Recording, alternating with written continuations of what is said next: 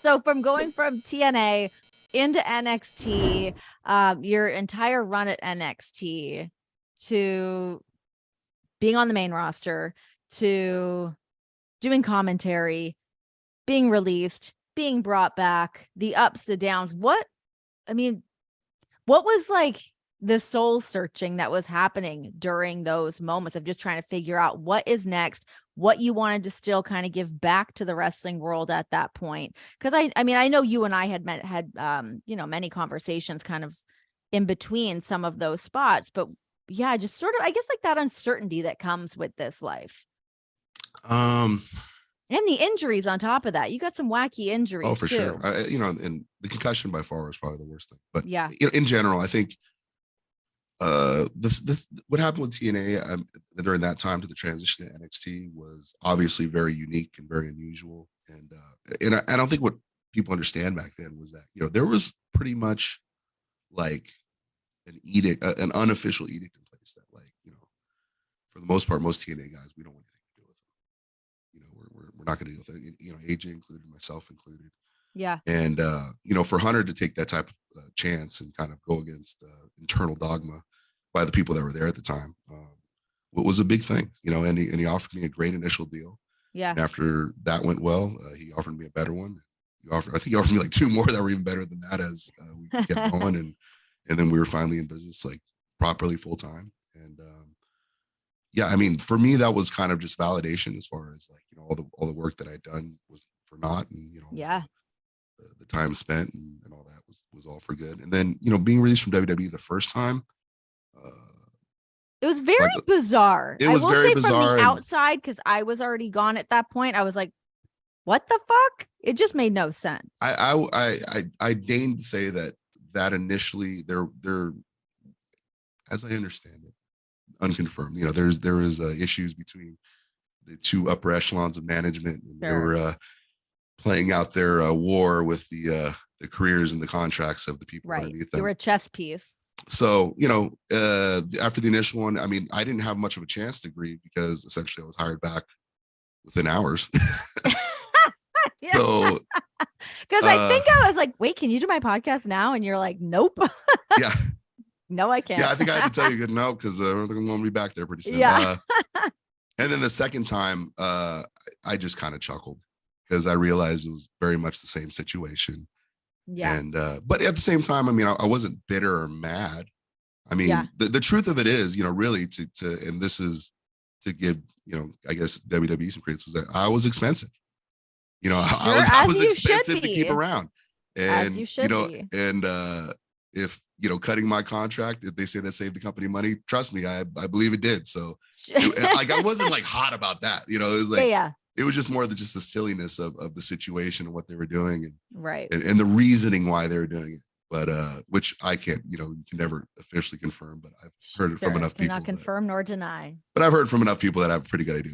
So yeah, including many of the people involved. So after that, it was kind of like I think I spent a day kind of pissed, and like I said, more at the situation than the actual firing. Sure. And then like all these like super awesome opportunities literally materialized out of it. Isn't it crazy how that happens? That like, I feel like when you put in the work, which obviously you do, I feel like you kind of get met on the other end with all the other opportunities. I can confirm that is absolutely the case. Like I really wish I could say it was some, miracle stroke of luck, but it was just literally, it was kind of refreshing to see that a lot of the groundwork I laid and just trying to treat people with respect and be kind and be open. And it came back and visited me, a guy that, I had met 15 years prior and was a good, we had a mutual friend and we hung out, watched pay-per-views together a few times and stuff like that, and he was, he was kind of like just getting started out at New Line Cinema at the time and doing this thing. And then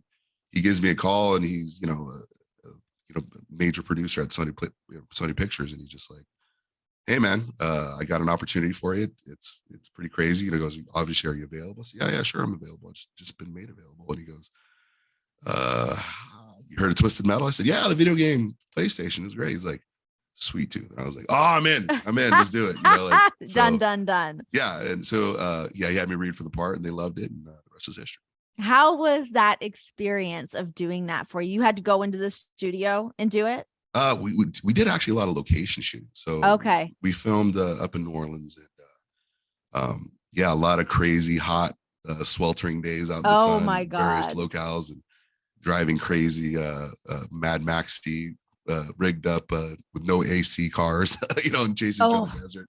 So Mad Max it style. really really cool from the Mad Max standpoint, because it's just awesome jumping and driving cars, but pretty crazy as far as some of the crazy weather we dealt with down in Louisiana.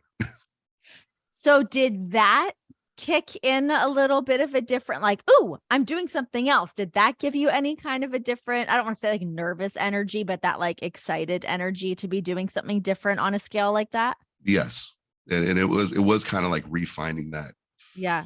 Because essentially, like I've never professionally acted in at least in a television production, Yeah. and I have a pretty good idea of what to do out there and with people. And then the first day you're kind of sitting across from Anthony Mackie, and you're firing lines back and forth, and these big long dialogues, and I'm being dubbed over, but at the same time you have to have the performance for the actors that are there. Yeah. And for me, I just looked at it as like, well, this is just free practice. Worst comes to worst, they'll fix it in post, but I'm Yeah. going to give my all. And then, it was cool because as we got into the production, work with these guys, learned so much.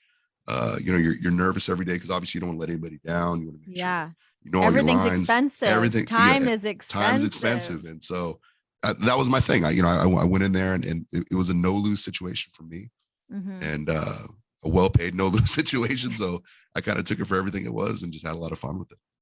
So now what?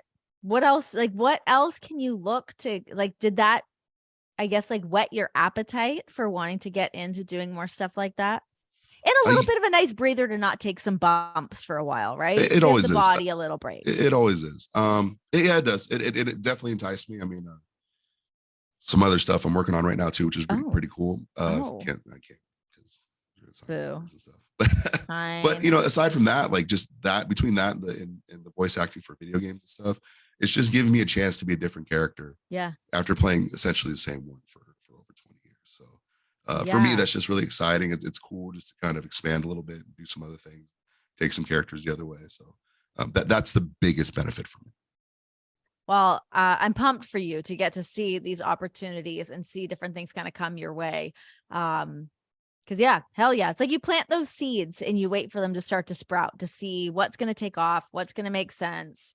I really feel that for myself in the last couple of years as you like kind of drop a little seedling here and there. And then all of a sudden it's like, and it takes a while. It's never that overnight Absolutely. thing that just happens. It's kind of the patience that comes with that and like nurturing certain things to like have And them most good kind of things do come to take a life. while. And that's to your point, I think is kind of what I've really learned is that, I've some of the smaller moments in my life and the smaller interactions that I've had have Yeah. paid off huge later on. Yeah. And I never expected them to, I just was trying to just be cool or say what's up or, Yeah.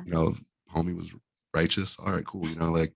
And a lot of that, whenever I've found myself in, I guess, career peril has just Yeah. immediately materialized and like come with a lot of great offers. A lot of great It's so it's really funny. I always feel like that's kind of happened to me too. And I guess that's just like how the world works. Is anytime you feel like you're like backs against a wall a little bit, you're like, oh shit, what am I gonna do? And then it's like the most random thing will come through, or somebody emails you, or somebody calls you, and you're like, whoa, Yeah. universe is weird. Not to get all like hippy dippy on it, but it is fucking trippy. I think there's a lot of truth to that.